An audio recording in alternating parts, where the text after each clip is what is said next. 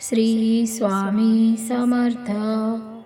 ही कथा आहे गोपाळरावांची, स्वामींच्या एका साध्या पण अटळ भक्ताची, ज्यांना स्वामींवर असा विश्वास होता की संकट कितीही मोठी असलं तरी स्वामी मार्ग दाखवतील, याची खात्री त्यांना मनात होती.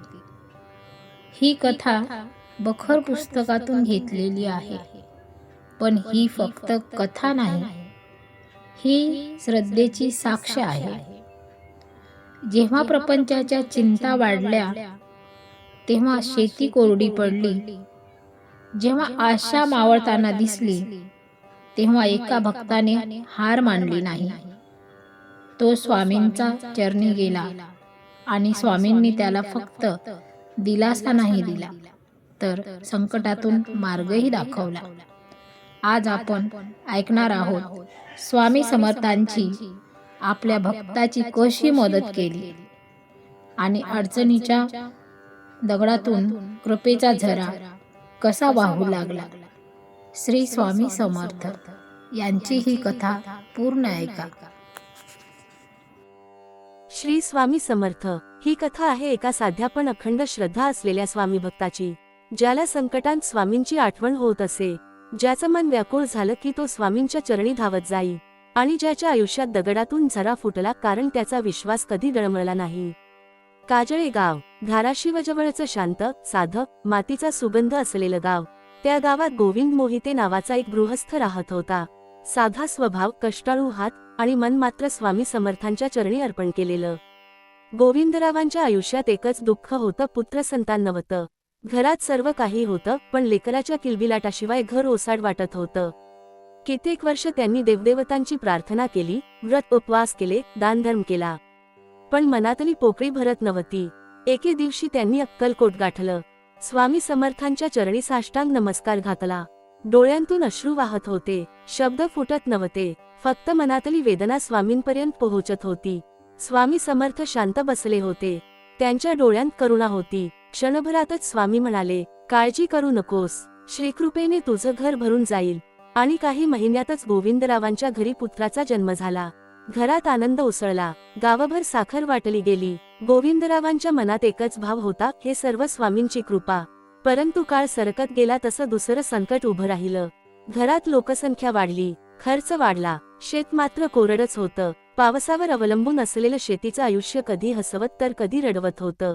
गोविंदराव पुन्हा अक्कलकोटी गेले. स्वामींच्या चरणी होऊन म्हणाले, महाराज, प्रपंच फार वाढला आहे, उत्पन्न कमी आहे, अब्रूने दिवस कसे निघतील याची फार चिंता वाटते. काय करावे? स्वामी समर्थांनी डोळे मिटले. क्षणभर शांतता पसरली. नंतर त्यांनी सांगितलं, तुझ्या शेतात विहीर खणावी, ऊस आणि हळद लावावी. गोविंदरावांनी नम्रपणे उत्तर दिलं, महाराज, पुष्कळ विहिरी खणल्या, पण पाणी लागत नाही. स्वामी म्हणाले, औदुंबर, पिंपरी, पिंपळ यांच्या मध्यभागी खणावे, पाणी मिळेल. ही आज्ञा ऐकून गोविंदराव गावाकडे परतले.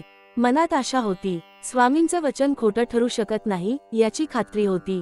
शेतात औदुंबर, पिंपळ, पिंपरी अशी 3 झाडं होती.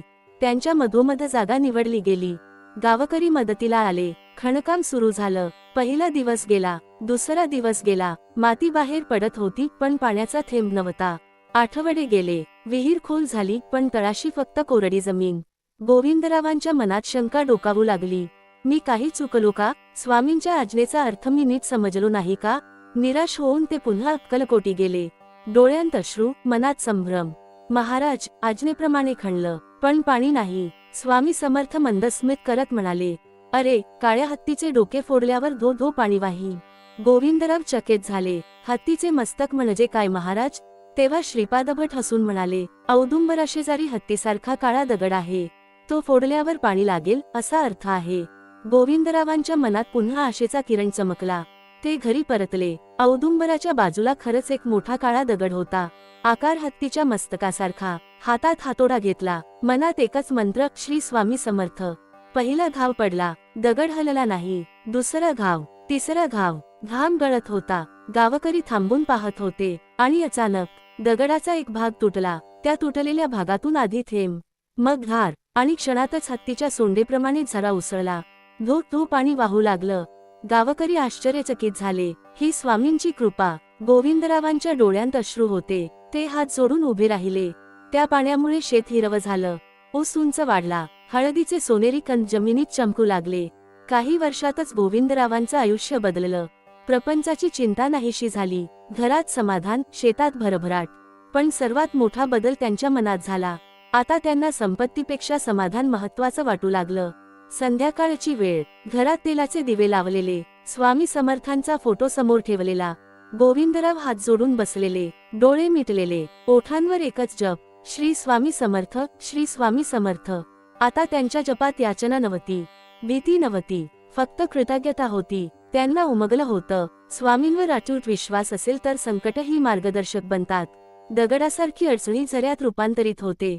ज्याच्या अंतःकरणात श्रद्धा आहे, ज्याच्या ओठांवर स्वामींचा नामजप आहे, त्याच्या आयुष्यातील काळे दगडही फुटतात आणि त्यातून कृपेचा झरा वाहू लागतो. श्री स्वामी समर्थ. श्री स्वामी समर्थ. श्री स्वामी समर्थ. श्री स्वामी समर्थ. श्री स्वामी समर्थ. श्री स्वामी समर्थ. श्री स्वामी समर्थ. श्री स्वामी समर्थ. श्री स्वामी समर्थ. श्री स्वामी समर्थ.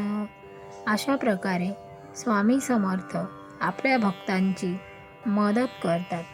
श्री स्वामी समर्थ. श्री स्वामी समर्थ. श्री स्वामी समर्थ. श्री स्वामी समर्थ. जय जय स्वामी समर्थ. श्री स्वामी समर्थ.